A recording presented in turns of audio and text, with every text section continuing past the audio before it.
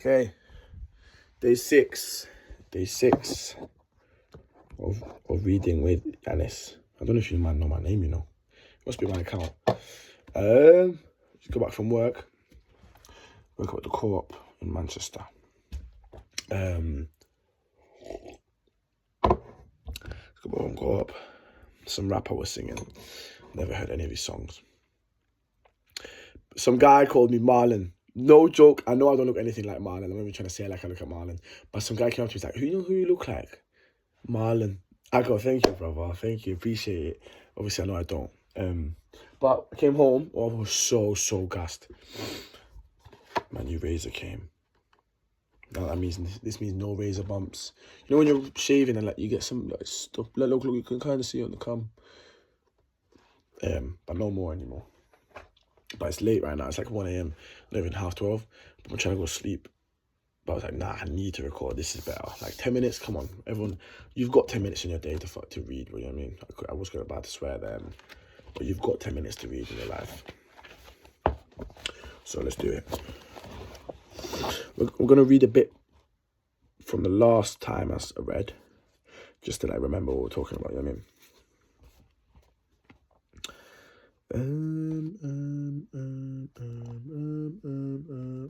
Okay. The social and economic pressures that favour overconfidence are not restricted to financial forecasting. Other professionals must deal with the fact that an expert worthy of the name is expected to display a high confidence. Philip Tetlock observed that the most overconfident experts were the most likely to be invited to strut their stuff in new shows. Overconfidence also appears in the endemic in medicine. A study of patients who died in the ICU compared autopsy results with the diagnosis that physicians had provided while the patients were still alive. Physicians were reported their confidence. The result, clinicians who weren't completely confident of the diagnosis antemortem were wrong 40% of the time. Here again, expert overconfidence is encouraged by the clients. Generally, it is considered a weakness and a sign of vulnerability for clinicians to be unsure. Confidence is valued over uncertainty, and there is prevailing censure against disclosing uncertainty to patients. Experts who acknowledge the full extent of their ignorance may expect to be replaced by more confident competitors who are better able to gain the trust of clients. You know what I'm saying? But the thing with this year, I'm stopping. I feel like it's less people die to more unconfident doctors because the confident doctors make the people think they're healthy. It makes them think oh, I'm fine. If I do this, I'll be better, I'll be healthier. So their brain works to their system to make it healthier, rather than uncertain doctor, which makes their system or overthink. Anyway, okay. Experts acknowledge the full extent of their ignorance may expect to be replaced by more. Oh yeah, I read that. An unbiased appreciation of uncertainty is a cornerstone of rationality, but it is not what people and organizations want. Extreme uncertainty is paralyzing under dangerous circumstances, and the admission that one is merely guessing is especially unacceptable when the stakes are high. Acting on predicted knowledge is often the preferred solution. When they come together, the emotional, cognitive, and social factors that support exaggerated optimism are a heady brew. Don't even know what that means. Which sometimes leads people to take risks that they would avoid if they knew the odds. There is no evidence that the risk takers in the economic domain have an unusual appetite for gambles on high stakes. They are merely less aware of risks that more timid people are. Daniel Vallo and I coined the phrase bold forecasts and timid decisions to describe the background of risk-taking. The effect of high optimism on decisions making are the best and mixed blessing, but their contribution of optimism to good implementation is certainly positive. The main benefit of optimism is resilience in the face of setbacks. According to Martin Seligman, the founder of positive psychology, and an optimistic explanation style contributes to resilience by defending one's self-image. In essence, the optimistic style involves taking credit for successes by little blame for failures. This style can be taught, at least to some extent. And Seligman has documented the effects of training in various occupations that are characterized by a high rate of failures, such as cold calls, sales of insurance, a common pursuit in pre-internet days. Which one has just had a door slammed in one's face by an angry homemaker? The thought that she was an awful woman is clearly superior to I am an inept salesperson. Yeah, true. I've always believed that scientific research in other domain where a form of optimism is essential to success. I have yet to meet a successful scientist who lacks the ability to exaggerate the importance of what he or she is doing. And I believe that someone who lacks a delusional sense of significance will wilt in the face of repeated experience of multiple small failures and rare successes, the fate of most researchers. The preferentum of a partial remedy. Can overconfident optimism be overcome by training? I am not optimistic. There have been numerous attempts to train people to stay confident in travelers that reflect their imposition of the adjustments, which only a few reports of moderate success. An often cited example is that geologists at Royal Dutch Shell become less overconfident in their assessments of possible drilling sites after trading them with multiple past cases for which the outcome was known. I'm going to close the window because I got ill because I didn't close it last night.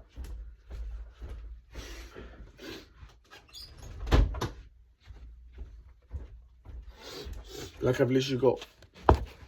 People can hear when I'm talking.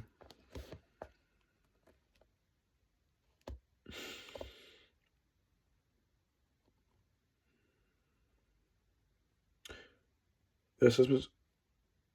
An often cited example is that geologists on Royal Dutch Shell become less overconfident in their assignments of possible drilling sites after training with multiple past cases for which the outcome was known. In other situations, overconfidence was mitigated, but not eliminated, when judges were encountered to consider competing hypotheses. However, overconfidence is a direct consequence of features of System 1 that can be tamed, but not vanquished. The main obstacle is that subjective confidence is determined by the coherence of the story when it's constructed, not by the quality, the amount of the information that supports it. Organizations may be better able to tame optimism than individuals are. The best idea for doing so was contributed by Gary Klein, my adversarial collaborator, who generally defends an intuitive decision making against claims of bias and is typically hostile to algorithms. He labels his proposal to permatorum. The procedure is simple. When the organization has almost come to an important decision but has not formally committed itself, Klein proposes gathering for a brief session of a group of individuals who are knowledgeable about the decision. The premise of the session is a short speech. Imagine that we are a year into the future. We implement the plan as it now exists. The outcome was a disaster. Please take 5 to 10 minutes to write a brief history of the disaster. Gary Klein's idea of a permatorum usually evokes immediate enthusiasm. After I described it casually at a session in Davos, someone behind me muttered, "It was worth coming to Davos just for this." I later noticed that the speaker was the CEO of a major international corporation. The permatorum has 2 main advantages. It overcomes the groupthink that affects many teams once a decision appears to have been made, and it unlatches the imagination of knowledgeable individuals in much-needed direction. As a team converges on a decision, and especially when the leader tips her hand, public doubts about the wisdom of the planned move are gradually suppressed, and eventually come to be treated as evidence of flawed loyalty to the team and its leaders. The suppression of doubt contributes to overconfidence in a group where only supporters of the decision have a voice. The main virtue of the permatorum is that it legitimizes doubts. Furthermore, it encourages even supporters of the decision to search for possible threats that they had not considered earlier. The permatorum is a panacea.